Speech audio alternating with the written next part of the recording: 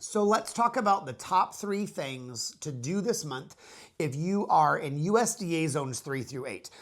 Besides resting, which you should be doing, USDA zones 3 through 8, you guys are sprinters. So it's like April until November, you are like sprinting. It's different for those of us in zones 9 through 11 because we're more of a marathon pace all year. So right now, for you in the colder climate zones, your sprint is done. You're in resting mode, and that is right where you need to be honest. You should have your cup of tea. I'm doing dandelion root tea and stinging nettle right now.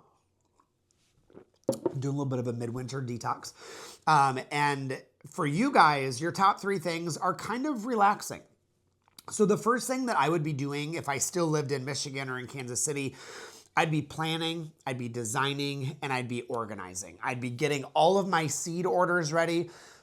I mean, to be honest, the good seeds disappear. The good ones disappear. So if you're ordering from Baker Creek or Prairie Moon Nursery for like wildflower seeds or Great American Seed Company or whatever, the good seeds often disappear. So get on there, order those seeds, order your supplies, get out a notebook and just start drawing and sketching and planning, make your spreadsheets and enjoy that hot cup of hot cocoa or a hot cup of tea or 10 cups of coffee in the morning like me.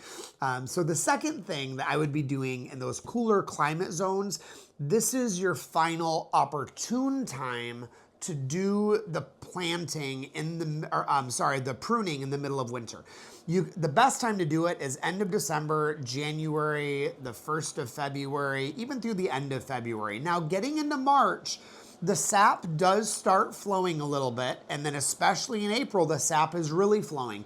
I don't like pruning when the sap starts flowing because if there's moisture going through the vascular system of those trees, it increases the chance that you might encounter fungal disease, bacterial disease, critters getting, or bugs or insects getting inside of those tree wounds. So I want to avoid that. So February is really the last opportune time to get in there, open up the center of those canopies, prune things way back. If you're doing a hard pruning, remember, no more than 25% or a quarter of the tree per calendar year. So we don't want to do any more than that. Any more than 25% is really going to hurt your growth and your fruiting coming into the next year. Now, if you do need a tutorial on that, for those of you that are already in the Patreon community, I did a pruning tutorial and a couple follow-ups actually on some apple trees, pear trees, persimmon, and I think one other one, maybe pawpaw, I think it was,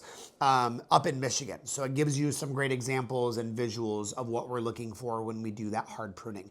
The third thing you're doing if you're in those colder climates, and I'm so jealous that I'm not able to do that down in Florida, is you're getting ready for maple syrup season. I'm so jealous. I so miss maple syrup season. There's something about putting the boots on and your snow pants on and going down the hill. I remember being up in Traverse City and going and checking all the lines, making sure the taps were good, going inside the sugar shack and making sure that everything was cleaned, it was sterilized, the wood is cut and chopped in the piles.